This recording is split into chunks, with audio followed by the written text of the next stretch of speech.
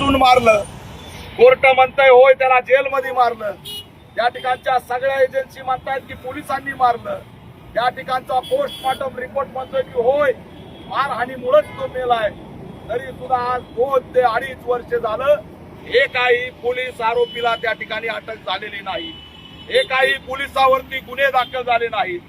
तामिळनाडूमध्ये त्या ठिकाणी न्याय मिळतो, पण महाराष्ट्रामध्ये हा न्याय मिळत नाही. कारण सोमनाथ सूर्यवंशी हातामध्ये संविधान घेऊन, निळा झेंडा घेऊन बाबासाहेबांच्या घोषणा देत लढत होता. का बाबासाहेबांच्या घोषणा देणं या राज्यामध्ये गुन्हा आहे का? बाबासाहेबांचं संविधान घेऊन लढणं या राज्यात गुन्हा झालाय का?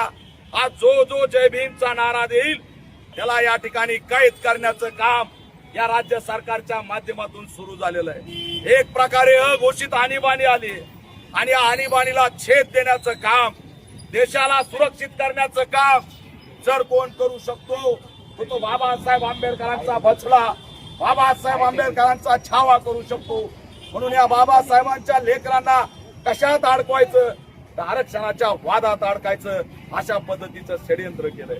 आम्ही विचारतोय नरेंद्र मोदीला, पेट्रोलचं काय झालंय, डिझेलचं काय झालंय, गॅसचं काय झालंय, शेतकऱ्यांच्या कर्जमाफीचं काय झालंय, शेतकऱ्यांच्या हमी भावाचं काय झालंय, बेरोजगारांचं काय झालंय? या पुण्याच्या IT मध्ये अचानक काही घंट्यात एक कंपनी बंद पडते आणि 600 ते 700 लोक त्या ठिकाणी बेरोजगार होतात.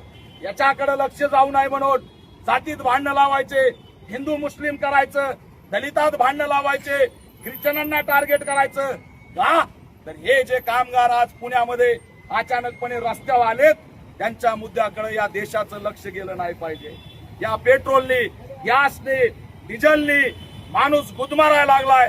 तो आता जगण्याची भ्रांत त्याला पडली. सोनं घेऊ नका म्हणतोय पंतप्रधान, फिरायला जाऊ नका म्हणतोय पंतप्रधान. अरे मग हे सगळे लोक जगणार कसे? मी ज्यावेळेस अलिबागला गेलो आंदोलनानिमित्त, तिथले रिसॉर्टवाले मला भेटले की भाई अचानक मोदीची एक बाईट झाली आणि पर्यटक इकडले बंद झालेत, आमच्यावरती उपासमारीची वेळ झाली आहे. लोन काढलेलं आहे, ट्रॅव्हल्स एजन्सीच्या गाड्या चालू आहेत, त्यांचे हप्ते कोण भरणार हे सुद्धा तरुण आज भयभीत झालेले आहेत. संपूर्ण महाराष्ट्रात आणि देशात एक अराजकतेचं वातावरण निर्माण झालंय आणि आमच्या पाठीमागं एक भावनिक मुद्दा लावून आम्हाला झुंजत ठेवलेलं आहे. आम्हीच हे प्रश्न विचारू शकतो ही त्यांना माहिती आहे. आमचं बुद्धगया ब्राह्मणवाद्यांच्या ताब्यात आहे. ते आंदोलन आम्ही देशव्यापी केलं, त्या आंदोलनाचं काय झालं याचं उत्तर कोण देत नाही. हम संविधान बदलने के लिए सरकार में आए हे म्हणणारे अटक झालेले नाहीत. त्या ठिकाणी संविधान फाडण्याची भाषा त्या मध्य प्रदेशच्या अनिल मिश्रा, स्वरूप आनंद नावाच्या त्या ठिकाणचा असणारा तो राजा भैया नावाचा कुणीतरी राजा गुंडा तिकडला संविधान फाडण्याची भाषा करतो, त्याला अटक होत नाही. पण शेतकऱ्यांसाठी किंवा एखाद्या वसतिगृहातल्या एका मुलीने तिच्या वसतिगृहाची समस्या सांगितली म्हणून पोलिसांनी तिला नोटीस पाठवली. आमच्यासारख्या लढणाऱ्यांनी रस्त्यावर उतरलं म्हणून आचारसंहितेचं कारण सांगून आमच्या आंदोलन थांबवले जातात. अरे आमच्या हातात निळा झेंडा आहे, संविधानाची भाषा आहे, बाबासाहेबांचा फोटो आहे आणि जय भीमचा नारा आहे, तरी सुद्धा या ठिकाणी अशा पद्धतीने आम्हाला त्रास दिला जातो. जो या राज्यात जय श्रीरामचा नारा देऊन काही करीन त्याला सगळं या ठिकाणी माफ आहे. जय श्रीरामचा नारा देऊन ख्रिश्चन, मुस्लिम, दलितांना टार्गेट केलं तर त्यांना अटक होत नाही. हे असणारं या राज्यातलं दुर्दैव आहे. म्हणून हे राज्यातलं सरकार आरक्षणाच्या विरोधात आहे. पुन्हा ताणामध्ये आम्ही फिरतोय, समाजाला जाग करतोय. समाज बांधवांनो वेगळे होऊ नका. हे 4-2 RSSचे लोक तुमच्यामध्ये घुसून तुम्हाला रस्त्यावर उतरत आहेत. राज्याचा कायदा त्या ठिकाणी बिघडवण्याचा प्रयत्न करत आहेत. पण मी या माध्यमातून सांगतोय देवेंद्र फडणवीसला की आता आमची परीक्षा घेऊ नको बाबा, आता आमच्या नादी तू लागू नको. जर तू आमच्या नादी लागायचा प्रयत्न केला तर याद राख, आरक्षण आणि संविधान हे आमचं अस्तित्व आहे. बाबासाहेबांचे लेकर आहेत, त्यांच्याकडे गमावण्यासारखं काही नाही. फडणवीस तुझ्याकडे गमावण्यासारखं भरपूर आहे. आम्ही आग आहेत, आग, आणि आगीच्या जर नादी लागलात तर त्या ठिकाणी सगळेजण भस्मसात झाल्याशिवाय राहणार नाहीत. हा गर्भित इशारा मी देतोय. कल्याणचं बुद्ध विहार पाडलं त्याचाही आवाज उठवतोय. पुण्यामध्ये ख्रिश्चनांवरती त्या ठिकाणी चर्चवरती अतिक्रमाच्या नावाखाली त्यांना पाडलं जातंय, भयभीत केलं जातंय, सत्तेत असून जनाक्रोश मोर्चे काढले जात आहेत. हे सगळे खरे प्रश्न आहेत आणि याचं मूळ जर काय असेल मित्रांनो तर ते ईव्हीएम आहे. आणि ईव्हीएम मात्र या ठिकाणी वेगवेगळ्या राज्यामध्ये सरकार आणत चाललंय. ईव्हीएम हटवण्याचं आमचं हे आंदोलन आहे, लोकशाही वाचवण्याचं आमचं हे आंदोलन आहे, सोमनाथला न्याय देण्याचं आमचं हे आंदोलन आहे, शेतकऱ्यांची कर्जमाफी करण्याचं ठोंग देवेंद्र फडणवीस करतोय.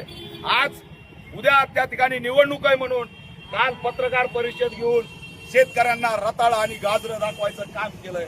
अरे जेव्हा अधिवेशनात तुम्ही म्हणले होते आम्ही कर्जमाफी करू, त्याच वेळेस इम्प्लिमेंट का झाली नाही?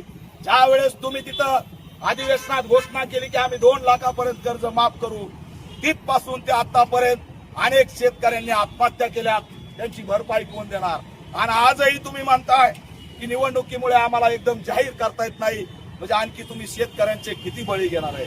अरे कांदा ट्रान्सपोर्टसाठी घेऊन जायला डिझेल लागतंय, डिझेल नाही. शेतकऱ्यांना 7/12 दाखवल्याशिवाय डिझेल भेटत नाही. ही कृत्रिम आणीबाणी कशासाठी? हे बहुजनांना 70% बहुजनांना संपवण्याचा अजेंडा कशासाठी? बेरोजगारांना उद्ध्वस्त करण्याचा अजेंडा कशासाठी? म्हणून भारतातल्या महाराष्ट्रातल्या लोकांनो, माणूसच आज धोक्यात आहे. हंटा व्हायरस आणलाय, पुन्हा महामारी आणली जाईल, पुन्हा लॉकडाऊन आणलं जाईल, पुन्हा आणीबाणी आणली जाईल आणि 70% लोक लोकसंख्येच्या नावाखाली लसच्या माध्यमातून मारले जातील. म्हणून समाज, जात, धर्म, हक्क, अधिकार, समाजकारण आणि राजकारण हे कुणासाठी आहे तर माणसासाठी आहे. आणि माणूसच जर राहिला नाही तर याचा काही उपयोग नाही. म्हणून लक्षात घ्या, इकडे धर्मेंद्र प्रधान 17 लोक मेलेत नीट पेपर लीक झाला म्हणून. धर्मेंद्र राजीनामा देत नाही. आणि आता मी दापोडी फुगेवाडीत जाऊन आलो, 22 ते 25 लोकांवरती दहशतवादी हल्ला करून त्या ठिकाणी त्यांना मारण्यात आलेलं आहे. ही विषारी दारू पेलेत म्हणून मेले नाहीत, तर गट करून झोपडपट्टीतले लोक या दारूच्या माध्यमातून मारण्याचं काम केलेलं आहे. त्यामुळे धर्मेंद्र असो की देवेंद्र असो हे आपल्याला संपवाय निघालेत, हे राजीनामा देत नाहीत. म्हणून आरक्षण वाचवण्याची लढाई, संविधान वाचवण्याची लढाई आणि अंतिमता माणूस आणि समाज वाचवण्याची लढाई तीव्र करू असं आव्हान या माध्यमातून करतो. जय भीम.